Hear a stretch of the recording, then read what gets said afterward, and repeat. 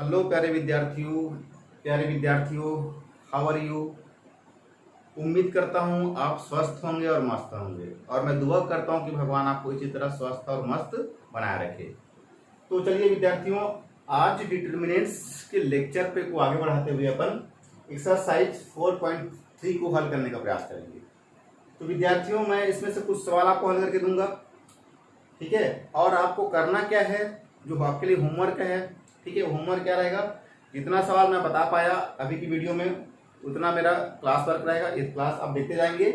इसके बाद जो बच जाएगा, इस प्रश्न वाली में सवाल जो बच जाएंगे, वो टोटल आपके लिए क्या है, होमवर्क है। तो उम्मीद करता हूँ आप इसको गंभीरता से लेते हुए साथ साथ चलेंगे तो बिल्कुल आपका 12th क्लास आसानी से पार हो जाएगा, ठीक है।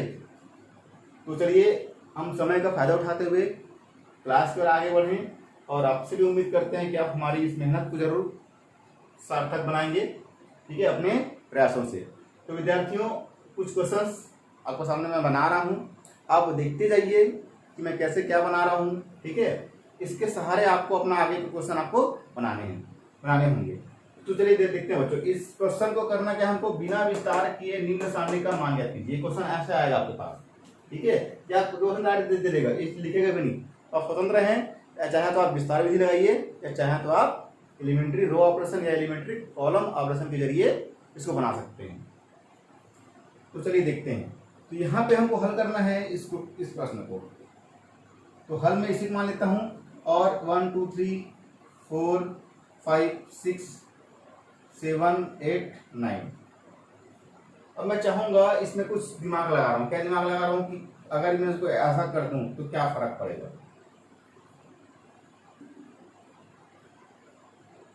ठीक है। क्या किया हूं, संक्रिया कौन सा संक्रिया लगा रहा हूं, C2 को C2 माइनस C1 से रिप्लेस कर रहा हूं, और C3 को C3 माइनस C2 से रिप्लेस कर रहे हैं। ऐसा कर सकते हैं, हम लोग पढ़े हैं, ठीक है।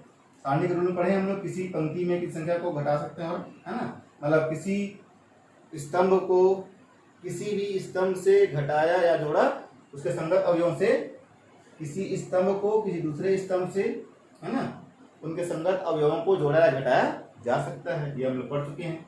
तो उसी प्रगुण को अप्लाई करते हुए हम देखेंगे, क्या देखेंगे, 1 2 3। इसको मैं कुछ नहीं कर रहा हूँ, मैं कहाँ पे कर रहा हूँ, C2 में कर रहा हूँ। तो मेरा जो भी होगा कहाँ पर, C में। कितना हो जाएगा, 4 में गए तो 3, 5 में गए तो 3, 7 में गए तो 3। इसके बाद यहाँ से कितना हो जाएगा, 3 3 और ये 3, ठीक है विद्यार्थियों। तो यहाँ मुझे क्या दिख गया, याद करो क्या दिख गया, C2 इक्वल टू क्या, C3 संक्रिया से। या तो इसका क्रम याद कर लो आप, कौन सा प्रगुण नंबर है, ठीक है। जहां आपके दो स्तंभ, है ना, या दो पंक्ति बराबर हो जाते हैं, वहां पे मान क्या हो जाता है, शून्य हो जाता है। अगर आप याद करोगे तो प्रगुण नंबर 4 है ये, जिस क्रम में मैं आपको बताया हूं उस हिसाब से क्या है, प्रगुण नंबर 4 है। तो कोई जरूरी नहीं कि आप प्रगुण नंबर से दिखाओ, आपको उस प्रगुण को लिखना पड़ेगा जिस प्रगुण के सहारे ऐसा कर रहे हो। तो कौन प्रगुण है, C2 इक्वल टू C3 लिख सकते हो आप। यदि कि सारणी में दो स्तंभ या दो पंक्ति क्या हो जाए, बराबर हो जाए, तो उसके अवयव क्या जाते हैं, बराबर हो जाए, तो सर्वसम हो जाए, तो सारणी का मान क्या जाता है, 0 हो जाता है। तो सारणी का मान हमें क्या मिलेगा, 0 मिलेगा। डेल्टा का मान क्या मिल गया, 0 मिल गया। तो ये रहा मेरा पहला प्रश्न, ठीक है। इसे अगर आप प्रसार विधि से हल करते ज्यादा समय लगता है, ठीक है, दिमाग ज्यादा लगाना पड़ता है। यहाँ पे अगर हम प्रगुण याद रखे हैं तो फटाफट क्वेश्चन हमसे बनने लग जाता है। ये है प्रगुण का, ठीक है, फायदा। कुछ नुकसान भी हैं, क्योंकि आपको माइंड लगाना पड़ता है, दिमाग लगाना पड़ता है कि कैसे ये इसको, है ना, कैसे सोच पाए। तो इसमें दिमाग लगाने में जो टाइम लगता है बस वही टाइम है, और बाकी इसमें समय नहीं लगता है। तो चलिए विद्यार्थियों, ये था पहला क्वेश्चन, इसे आप स्क्रीनशॉट ले लीजिए।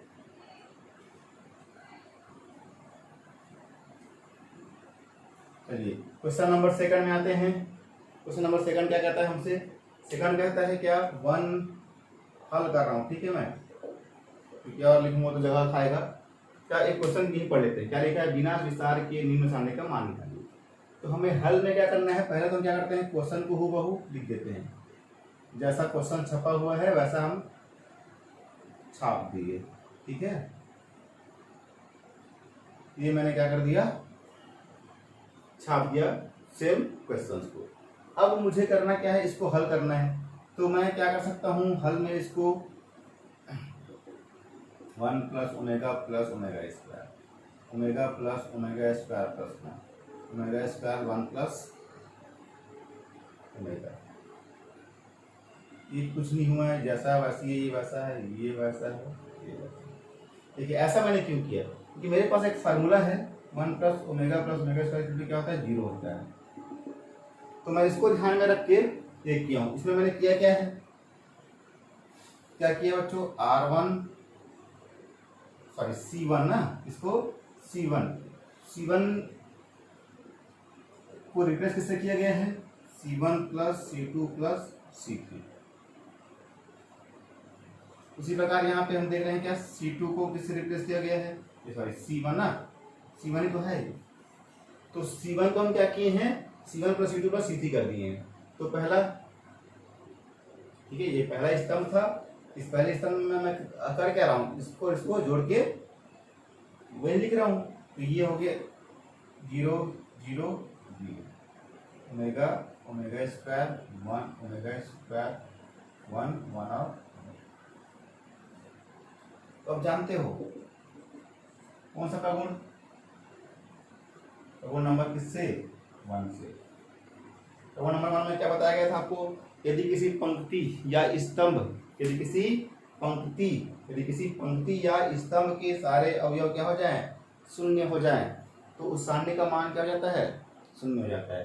तो विद्यार्थियों ये था क्वेश्चन नंबर 2, ठीक है। तो मुझे इसको ध्यान में था, इसलिए मैंने इसको ऐसा बनाया। तो हमको सोचना रहता है कि हम कहाँ पे क्या कर सकते हैं, और उसके अकॉर्डिंग सवाल को बनाया जाता है। तो चलिए अपन नेक्स्ट क्वेश्चन लेते हैं, तब तक इसे आप देख लीजिए, देख के स्क्रीनशॉट ले सकते हैं आप। अगर आपको लिखने का टाइम दूंगा तो बड़ा टाइम हो जाएगा, वीडियो बहुत लंबा बन जाएगा, ठीक है। आपको क्या करना पड़ेगा, क्वेश्चन को अपने हिसाब देख के या तो स्क्रीनशॉट ले लीजिए, स्क्रीनशॉट सबसे बेटर ऑप्शन इसके लिए, या पॉज करके आप नोट कीजिए, वीडियो को पॉज कर लीजिए और उसको नोट कीजिए। चलिए हल, क्वेश्चन को हमने यहाँ लिख दिया, सेम क्वेश्चन है। यहाँ क्या कर सकते हैं, देखिए यहाँ 9 है ना, ये है, या तो मैं इधर से कॉमन ले लूँ, या तो मैं मतलब पंक्ति से कॉमन ले सकता हूँ, या स्तंभ से कॉमन ले सकता हूँ, ठीक है। चलिए देखते हैं अपन 9 1 9 से रंगी, यहाँ से अगर 3 कॉमन ले ली जाए तो क्या बनेगा,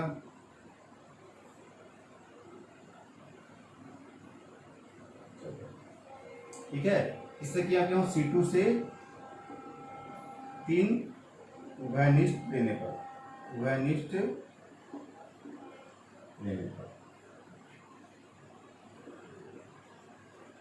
फिर क्या होगा, देखिए फिर अगर मैं इसमें से उभयनिष्ठ ले लूँ तो क्या उभयनिष्ठ ले सकता हूँ, 4 को बाहर निकाले तो क्या बचेगा, 9 1 9, इसमें कुछ नहीं कर रहा हूँ, जैसा वैसे रखा हुआ है, 3 3, यहाँ कितना बचेगा, 3,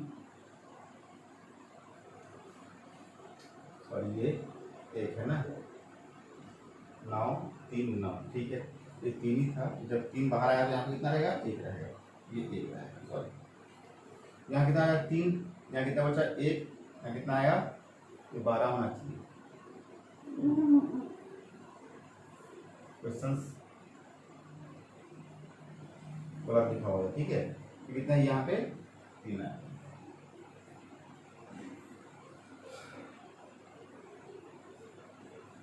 तो देखो अब मेरे पास क्वेश्चन कुछ इस प्रकार से आया, ठीक है। मतलब क्वेश्चन ये था, इस क्वेश्चन को मैंने हल किया तो मैं क्या देख रहा हूँ, ये C2 और ये C3 दोनों क्या है, बराबर है। तो यहाँ पे क्या किया मैंने, इसको पहले लिखना पड़ेगा, क्या लिखना पड़ेगा, इस संज्ञा में क्या किया हूँ, C3 से 4 उभयनिष्ठ लेने पर, ठीक है। ये अब ये कितना जाएगा, 4 3 12, अंदर में क्या बचा है, 9 1 9 3 1 3 3 1 3। तो विद्यार्थियों आप देख पा रहे हो, ये और ये कॉलम क्या हो जाएगा, बराबर हो गया। इसलिए इसका मान कितना जाएगा, 0। मान क्या आ गया, 0। क्या लिखोगे, प्रगुण कौन सा, फोर्थ से। यदि किसी सारणिक में किसी पंक्ति है ना, किसी कोई दो स्तंभ या दो पंक्ति बराबर हो जाता है तो सारणी का मान क्या हो जाता है, 0 हो जाता है। तो ये था आपका प्रगुण नंबर 4 के ऊपर विचार कर रहे थे हम लोग। ठीक है, चलिए फिर अपन आगे बढ़ेंगे, इस क्वेश्चन को बना के देखते हैं। तब तक जैसे आप स्क्रीन ले लीजिए इसका।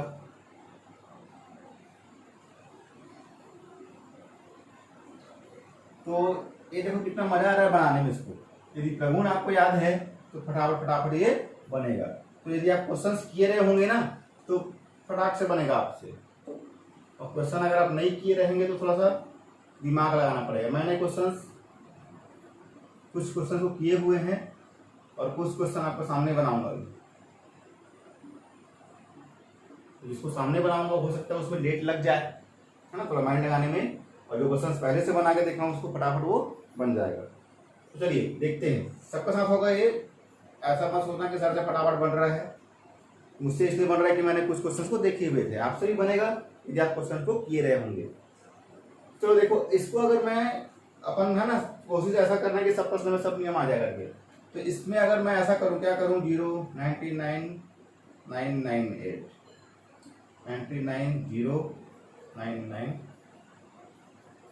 सॉरी क्या कर रहा हूँ, है ना, 997, फिर 998 997 और ये 0। क्या किया मैंने, पंक्ति को स्तंभ में तथा स्तंभ को पंक्ति में कर दिया, रूपांतरित कर दिया।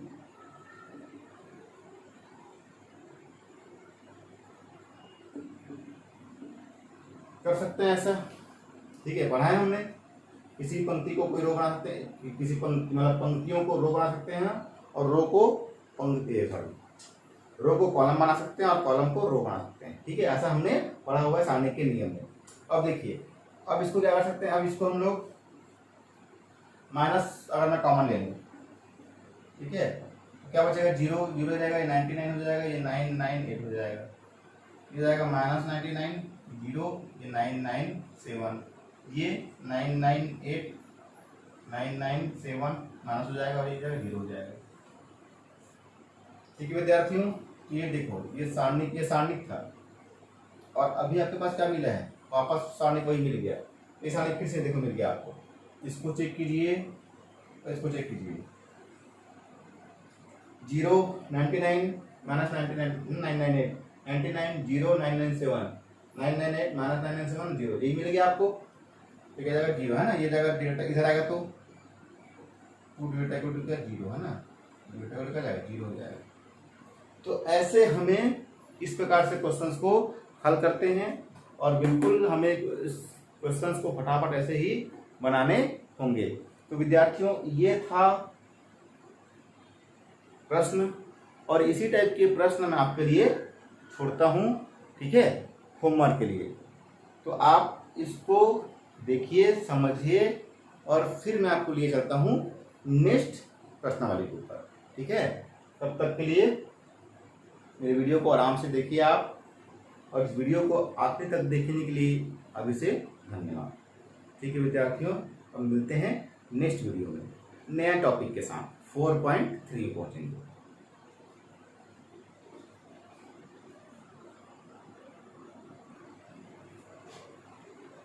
तो विद्यार्थियों, क्वेश्चंस और करने हैं कि नेक्स्ट वीडियो बनाएं?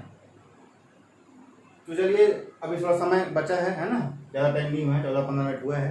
तो अपने काम करते हैं और कुछ क्वेश्चन ले लेते हैं। ठीक है, 2-3 क्वेश्चन और कर लेते हैं। चलिए फटाफट देखते हैं इसे, तब तक आप नोट कर लीजिए। ठीक है, मैं आपके लिए क्वेश्चन छापता हूँ यहाँ बुक से। चलिए, थोड़ा सा वीडियो और 10 मिनट का बढ़ाया जा सकता है, कम से कम आधा घंटा कर ही देते हैं।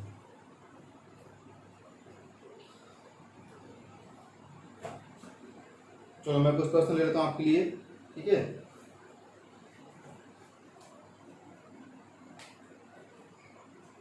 50% ले लेते हैं।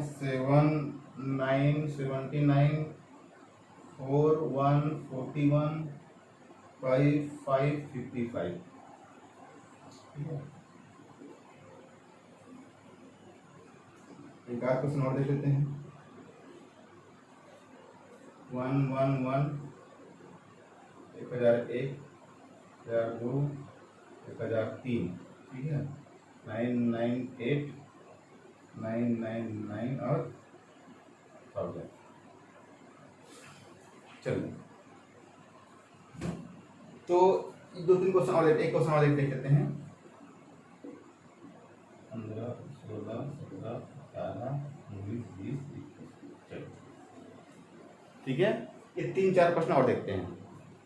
तो चलो पहला नंबर देखते हैं। पहला में क्या रखा है? 7 4 5 9 1 5। ठीक है, 79 41 और 55। तो विद्यार्थियों, इस क्वेश्चंस को अगर मुझे आगे बढ़ाना है, ठीक है, तो देखो कैसे करूं, क्या करूं कि हल हो जाए।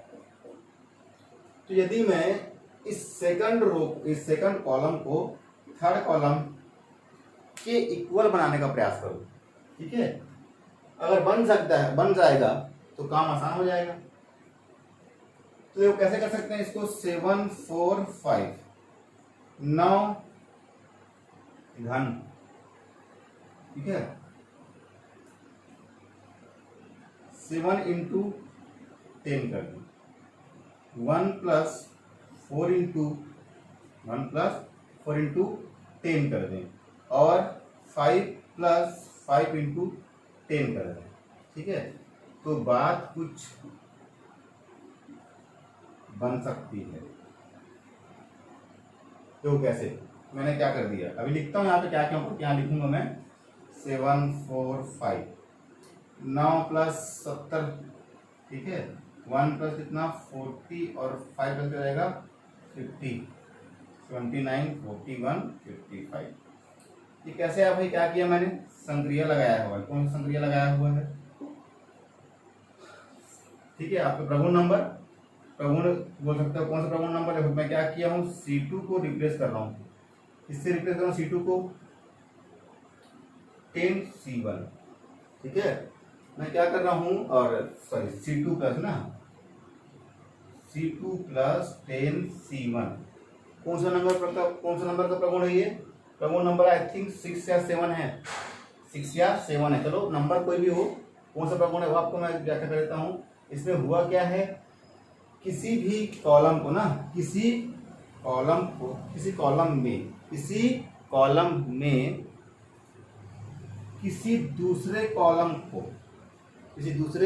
कॉलम को एक निश्चित संख्या के साथ, ठीक है, हम क्या कर सकते हैं, मतलब किसी निश्चित संख्या के साथ। 10 मैंने क्या किया हुआ है, इसको एक निश्चित संख्या, कौन सा, 10 से, है ना, 10 से क्या किया हुआ, मल्टीप्लाई किया हुआ है प्रत्येक एलिमेंट को, इसको और इसको, और उसको क्या किया हुआ है, इसके संगत एलिमेंट के साथ जोड़ दिया गया है।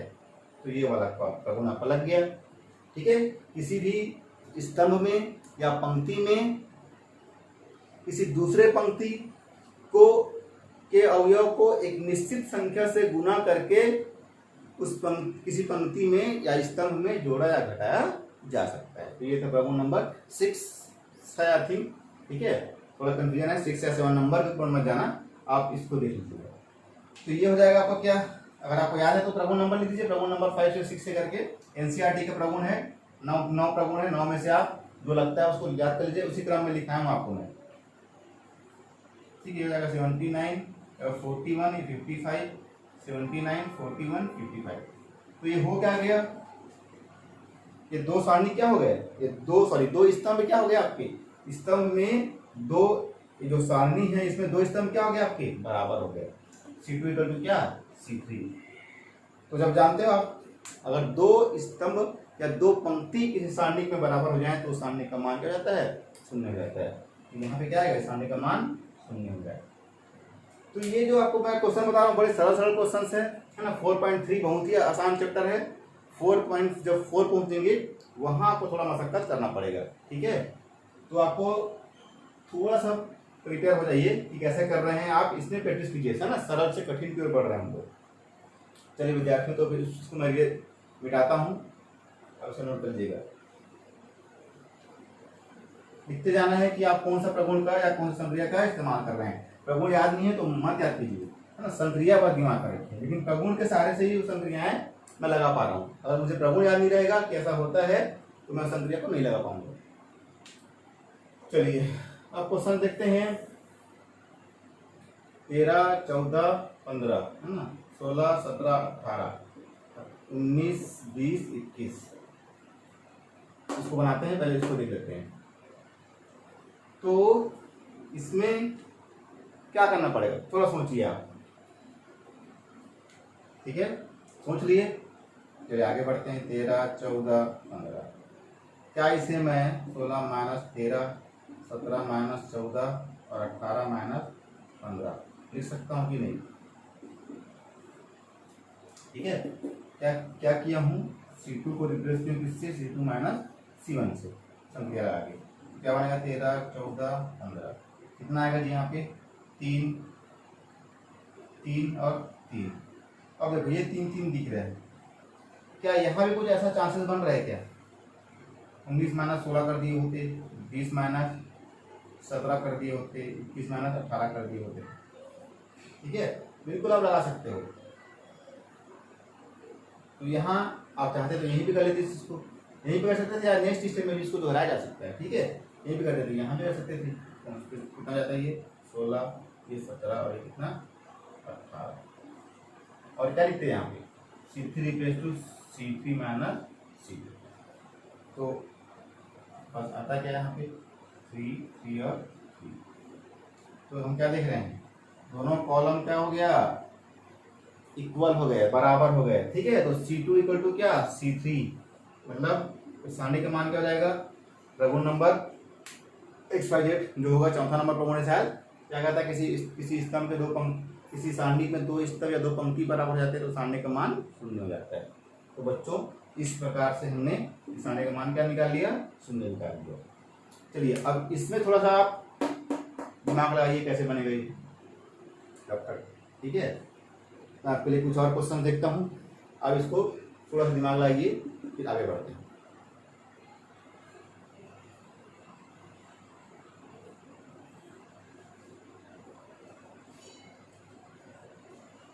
सोच लिए बच्चों क्या करना है। चलिए फिर अपन इसको देखते हैं फटाफट कैसे करना है, ठीक है।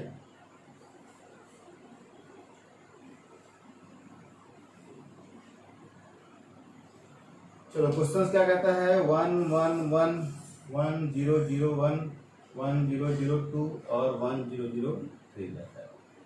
इसी को मैं लिख रहा हूँ ना, 9998 999 और ये कितना जाएगा, 1000 हो जाएगा। चलो देखते हैं कैसा बनता है भाई।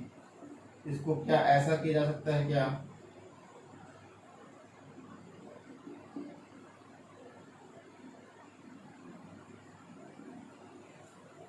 कि जैसा है वैसे इसको कुछ नहीं करना है, ये एलईडी रहने दो,